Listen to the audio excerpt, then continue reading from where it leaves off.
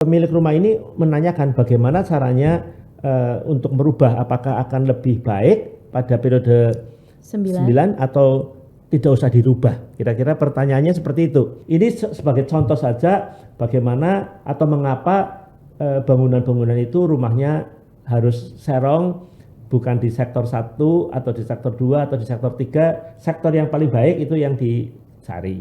Menarik sekali bahwa perubahan-perubahan ini sangat berpengaruh untuk 20 tahun ke depan, dan saya rasa tidak rugi apabila kita mendapatkan, masih bisa menikmati lebih lama. Betul. Jangan merubah setelah 10 tahun kemudian misalnya. Sayang ya Pak, ya sudah setengah jalan. Sudah setengah jalan. Apalagi periode. Kalau ada pengaruh-pengaruh buruk yang akhirnya berjalan dan tidak bisa dihindarkan, tentu saja sangat merugikan bagi para pemakai rumah atau pemakai feng shui pada umumnya. Malah kita menerima nasib yang anggapannya kurang baik gitu ya Pak ya. Banyak.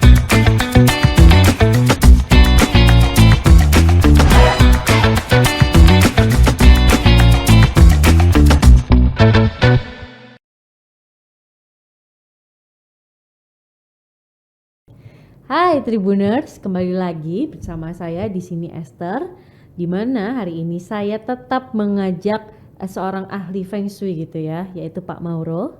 Sini halo Pak Urus. Para sahabat Tribuners. Ya, selamat datang Pak Mauro. Hari ini saya pingin ngajak ngobrol lebih dalam Pak, di mana pertemuan sebelumnya kita udah dikasih penjelasan sama Pak Mauro gimana sih cara mencari sudut-sudut rezeki Feng Shui di periode 9 ya Pak ya, di bangunan. Nah kali ini Pak, biar apa yang sudah Pak Mauro ajarin itu bisa lebih masuk, lebih bisa kita tahu penerapannya gimana, boleh langsung Pak mungkin kita tahu contohnya ya. Baik, terima kasih boleh, Mbak Esther. Halo sahabat Tribuners, dengan saya Feng Shui Mauro. Kali ini kita akan membahas bagaimana menerapkan Feng Shui periode 9 pada sebuah rumah. Dan ini merupakan contoh yang bisa dipahami oleh para sahabat Tribuners sehingga ada gambaran. Sebetulnya seperti apa sih yang namanya teori Feng Shui periode 9 di dalam penerapannya begitu. Nah, kita akan lihat gambar contoh sebuah rumah yang terlihat pada caption berikut ini. Rumah ini menghadap ke barat ya. Rumah ini menghadap ke barat. Dan sebagaimana di dalam gambar arsitektur, pintu selalu diletakkan di bawah. Ya, pintu diletakkan di bawah. Jadi Anda lihat yang di bawah itu ada pintu masuk, itu lalu ada seperti ruang tamu.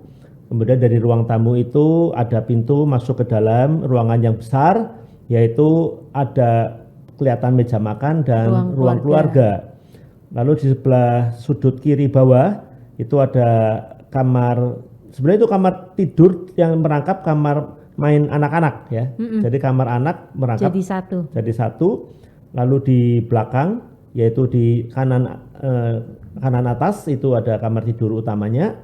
Di sebelah bawahnya terdapat dapur, dan yang paling depan lagi, paling bawah sekali itu adalah kamar mandi dan WC untuk keluar. Jadi ini rumah sederhana sekali dengan 2 kamar tidur seperti yang sahabat Tribuners lihat. Kita lihat rumah ini sudah dibangun cukup lama dan mulai ditempati sekitar tahun 2005 gitu. Jadi sudah kalau masuk tahun 2024 itu hampir 20 tahun. Memang berarti sudah di periode 8 sudah ya Pak ya. 8. Jadi sudah masanya untuk dilakukan beberapa perubahan untuk memperbarui energi di dalam bangunan. Jadi sudah ada niatan untuk merubah itu. Lalu pemilik rumah ini menanyakan bagaimana caranya untuk merubah, apakah akan lebih baik pada periode 9 atau tidak usah dirubah. Kira-kira pertanyaannya seperti itu. Apakah lebih menguntungkan kalau saya ubah jadi periode 9 atau lebih baik tetap seperti ini. Nah, jadi setiap rumah itu tergantung pada arah hadapnya dan pada layout dari ruangan-ruangannya masing-masing, bisa baik bisa buruk. Nah, kita sekarang lihat di sini contoh ini. Kita pertama terapkan pie chart untuk Feng Shui periode 9 hadap barat sektor 2. Seperti terlihat pada gambar, sahabat Tribuners bisa lihat bahwa pada periode 8 pintu rumahnya itu berada di posisi barat di mana untuk periode 8 baratnya adalah double 8. Double Jadi 8. bagus sekali. Bagus sekali. Nah, sekarang kita lihat apabila ini baik sekali, bagaimana untuk periode 9? Nah, kita sekarang tempatkan pola Flying Star periode 9. Ini periode 8 ya, karena tengahnya 8. Sahabat Tribuners lihat tengahnya 8, berarti periode 8. Sekarang pada periode 9, gambar berikutnya, kita lihat dengan arah hadap barat itu pada periode 9, kita dapatkan sekarang posisi pintunya berada di barat. Base star-nya ini 9 ya Pak ya. Base star-nya 9 sekarang. Di barat. Ya.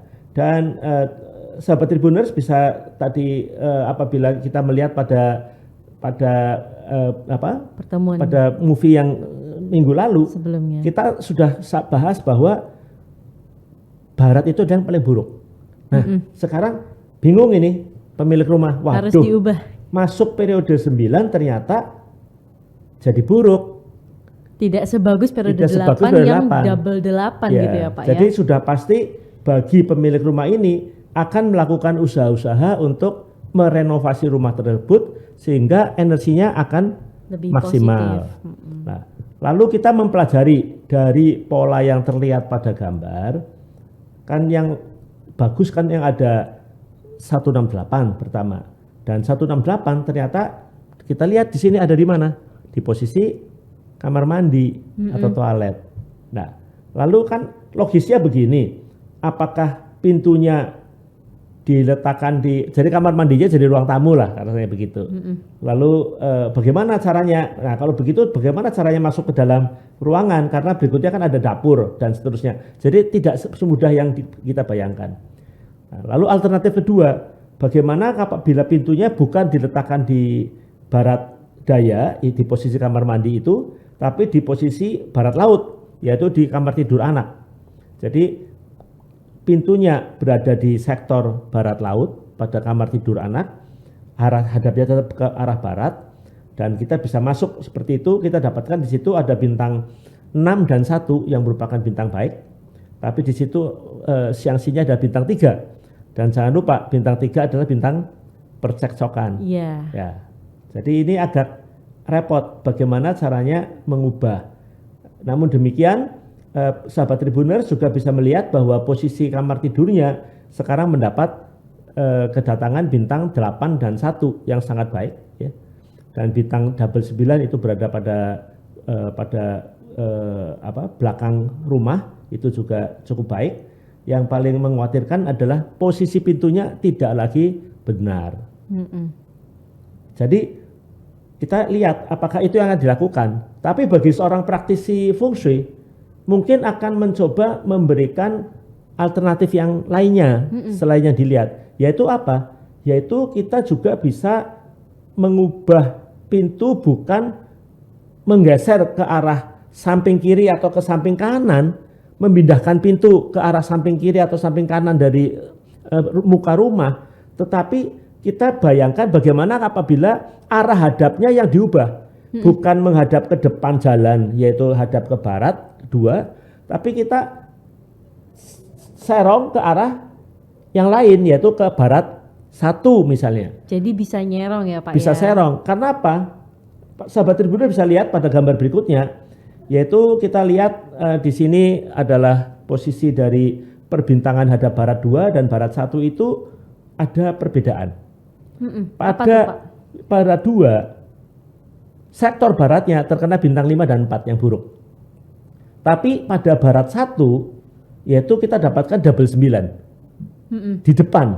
Jadi kalau kita lihat gambar arah panahnya, yaitu kita lihat arah panahnya di sebelah kiri, kita lihat pada arah panahnya. Jadi kita serong, bukan hadap ke barat betul, tapi agak serong ke arah barat 1. Apabila itu dilakukan, maka pola perbintangan rumah tersebut berubah menjadi hadap barat 1, di mana double 9 bukan di belakang tetapi di depan. Dengan demikian pintunya bisa tetap berada di posisi tersebut, tetapi pintunya jadi serong.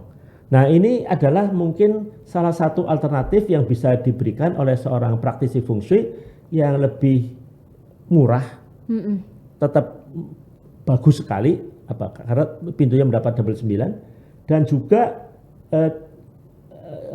sederhana sekali, tidak banyak perubahan di belakang, cukup di pintu saja. Ya. Nah, kalau itu dilakukan, sahabat Tribuners, mungkin Anda pada saat ini juga sering melihat bangunan 7 yang diubah jadi periode 8 atau pada periode 8 posisinya tanggung, akhirnya ada pintu-pintu yang miring.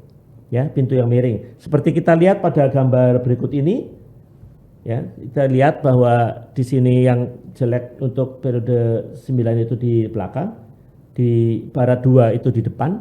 Tetapi apabila miring, dengan miring posisi sektor baratnya mendapat double 9, maka kita dapatkan contoh berikut, yaitu bahwa bagus sekali seluruh perbintangan pada ruangan tersebut. Yang buruk di posisi belakang, yaitu di timur, yang terkena 5, 4 dan 7, tetapi di situ ada lemari, jadi tidak terlalu masalah ya, tetap lemari. Sedangkan apabila kita miringkan, mungkin sahabat Tribuners bisa melihat bangunan-bangunan dengan pintu miring. Misalnya contohnya ini adalah sebuah hotel, bisa kita lihat pada gambar berikut, ya, pada sebuah hotel. Kita lihat gambar berikutnya.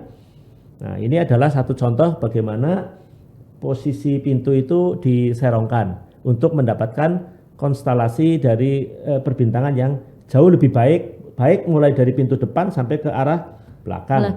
Ya, ini kalau kita lihat dari dalam gambar itu akan kelihatan agak aneh ya, untuk rumah tentu tidak cocok, harus ada solusinya. Kita lihat pada gambar berikutnya ini dari dalam melihat ke luar. Nah, ini lebih terlihat ya Pak ya. Lebih terlihat ini serong. Dan menurut saya tentu saja untuk rumah tidak seperti ini. Pasti ada solusi arsitektur yang lebih indah, tidak seperti bangunan hotel yang kita lihat di sini. Tapi ini sebagai contoh saja bagaimana atau mengapa bangunan-bangunan itu rumahnya harus serong, bukan di sektor 1 atau di sektor 2 atau di sektor 3. Sektor yang paling baik itu yang dicari. Demikian Mbak Esther beberapa contoh yang bisa saya berikan, dan saya kira ini berlaku untuk semua perubahan-perubahan fungsi periode 8 ke 9 dengan cara-cara yang macam-macam ya. Jadi bukan hanya satu solution, tidak hanya satu solution. Tentu saja para praktisi feng shui harus berpikir keras supaya perubahan itu seminimum mungkin, tapi seestetik itu juga estetik, ya Pak ya. Tapi juga secara fungsi tetap baik. Nah, mudah-mudahan ini bisa bermanfaat untuk pengetahuan para sahabat Tribuners. Oke Pak. Apa ada pertanyaan? Silakan Mbak Esther. Berarti ini case study yang sangat menarik ya Pak ya, di mana ketika kita mendapatkan bintang yang sangat bagus ya 168. Betul. Tapi dia ada di letaknya posisi di WC.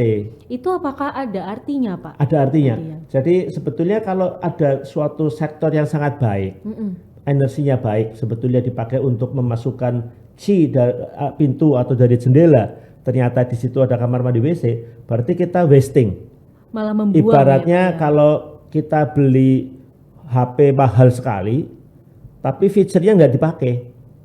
Nah, kenapa tidak beli? Ya, mungkin ada HP yang harganya 30 juta, tapi harga 5 juta juga dia pakai fitur-fitur yang di harga 5 juta juga. Berarti kan kerugiannya besar sekali kalau kita bayangkan seperti itu. Jadi ada potensi tidak digunakan. Betul. Ya. Jadi memang kita nggak bisa ya Pak, hanya melihat satu sektor saja yang katanya bagus gitu ya Pak. Betul, ya bintangnya. Harus lihat semua. Lihat dari sisi dalamnya juga ya Pak ya, dalam rumah. Ya. Kayak yang satunya tadi karena ada bintang apa itu ya Pak ya, konflik ya? Bintang konflik, bintang di 3. Dalam kamar anak nanti kan juga bisa menimbulkan konflik karena ya Pak. Kita yang pengaruh utama yang datang kan dari pintu dulu. Betul. Jadi pintu dilihat. Kalau misalnya seperti tadi bintang double 9 ada di pintu, tentu saja ada rezeki yang baik untuk kesehatan ataupun untuk kesehatan dan kemakmuran dua-duanya. Ya. Nah, jadi saya kira demikian, makanya menarik sekali bahwa perubahan-perubahan ini sangat berpengaruh untuk 20 tahun ke depan, dan saya rasa tidak rugi apabila kita masih bisa menikmati lebih lama. Betul. Jangan merubah setelah 10 tahun kemudian. Sayang ya Pak, sudah setengah jalan. Apalagi periode. Kalau ada pengaruh-pengaruh buruk yang akhirnya berjalan dan tidak bisa dihindarkan, tentu saja sangat merugikan bagi para pemakai rumah atau pemakai feng shui pada umumnya. Malah kita menerima nasib yang Kurang baik. anggapannya kurang baik gitu Iya, ya Pak ya. banyak kerugian lah istilahnya. Baik. Nah tapi Pak, selama tadi kita ngobrol, saya ada kepikiran case tadi juga Pak. Ini kan buat saya dan juga mungkin Tribuners yang masih baru-baru punya rumah juga masih yang belum terlalu besar, Ya. dan biasanya kan itu ada tingkat tuh Pak. Betul. Bertingkat ya. Nah, bagaimana Pak? Kalau kita punya rumah bertingkat dan apalagi kalau misalnya tingkat di atas kita punya balkon yang bisa dibuka pintunya, terus yang di bawah juga tetap pintu masuk normal. Nah, itu gimana cara kita memperhitungkannya gitu Pak? Baik, terima kasih Mbak Esther. Jadi yang biasanya dimiliki orang itu bukan rumah satu lantai seperti contoh tadi, melainkan rumah itu bertingkat. Betul. Kadang-kadang sampai 3 tingkat. Bahkan sekarang ini ada yang sampai 4 dan 5 tingkat karena sudah ditemukan lift. Pada rumah banyak sekali rumah pakai lift sekarang. Nah, maka sebetulnya polanya pertama tergantung pada pintu masuk utamanya. Itu yang paling pertama.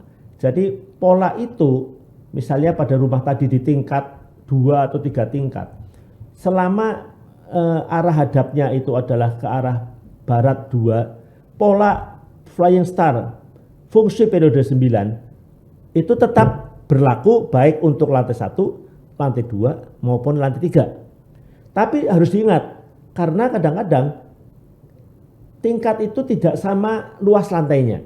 Umpamanya luas lantai pertama dengan kedua sama. Kemudian lantai ketiganya umpamanya hanya separohnya yang dibangun. Maka kita harus menentukan lebih dahulu titik berat dari denah pada lantai tersebut. Jadi kalau untuk lantai yang full di bawah umpamanya kita dapatkan titik beratnya ada di tengah. Kalau yang 2 juga full juga kita dapat di tengah.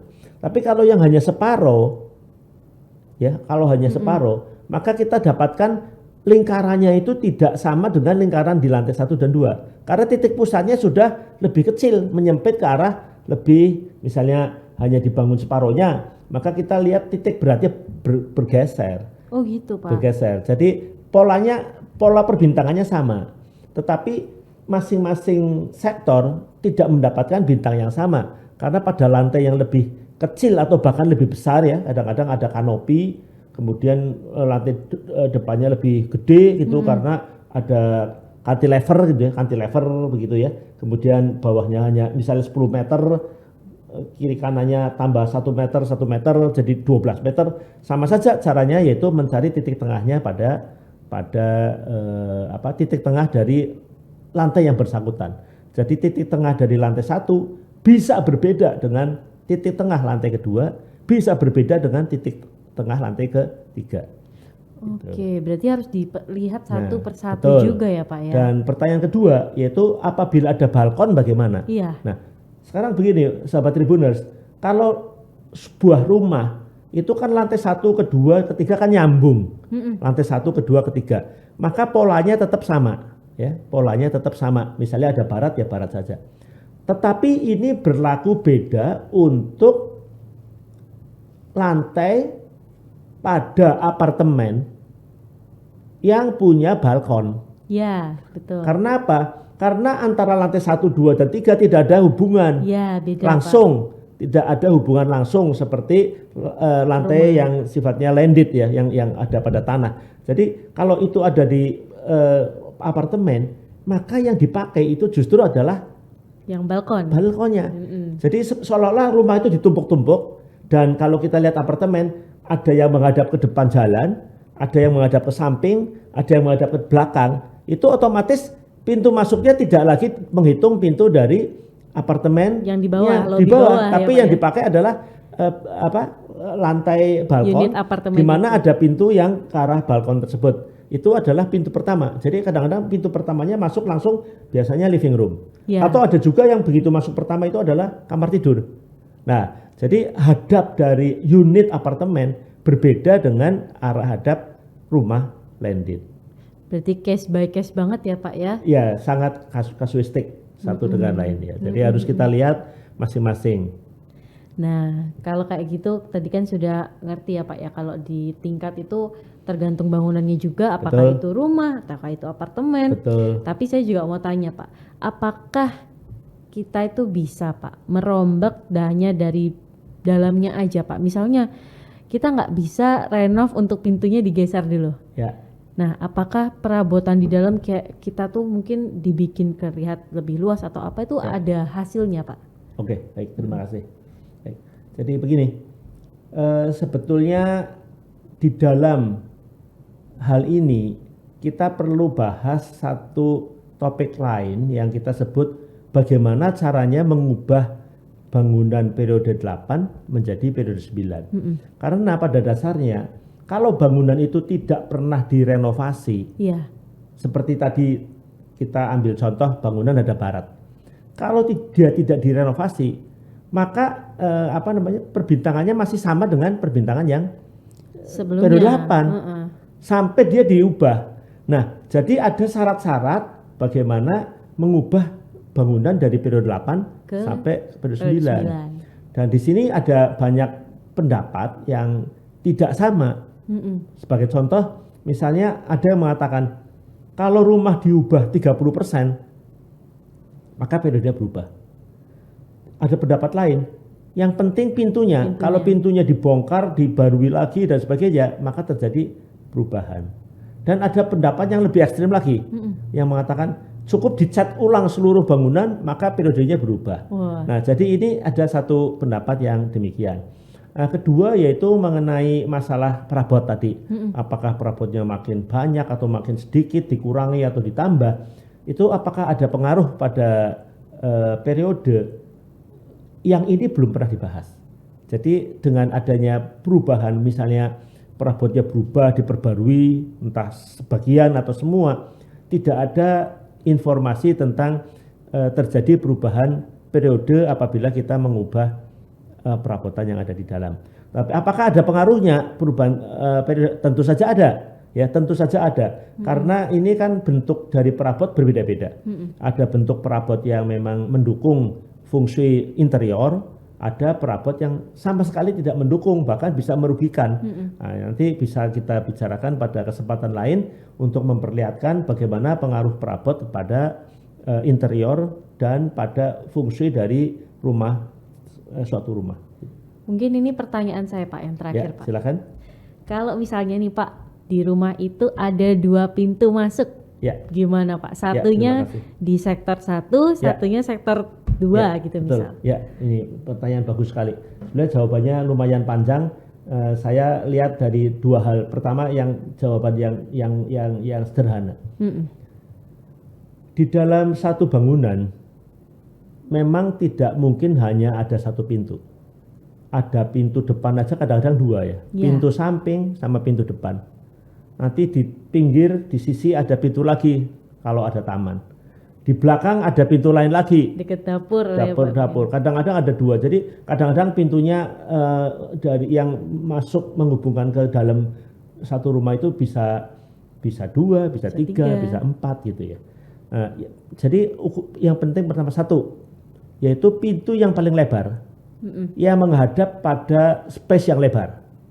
Misalnya menghadap ke jalan, itu yang dihitung sebagai pintu fungsi. Nah, misalnya di belakang atau di samping ada pintu lain, tetapi mungkin tamannya cuma 3 meter atau bahkan cuma 2 meter, itu tidak dihitung sebagai pintu utama. Jadi tetap pintu utamanya ada di depan. Itu. Tetapi tidak heran juga bahwa ada solusi dari bangunan-bangunan feng shui yang menggunakan pintu samping atau pintu belakang sebagai pintu utama. Ya, karena apa? Karena di depan itu buruk sekali.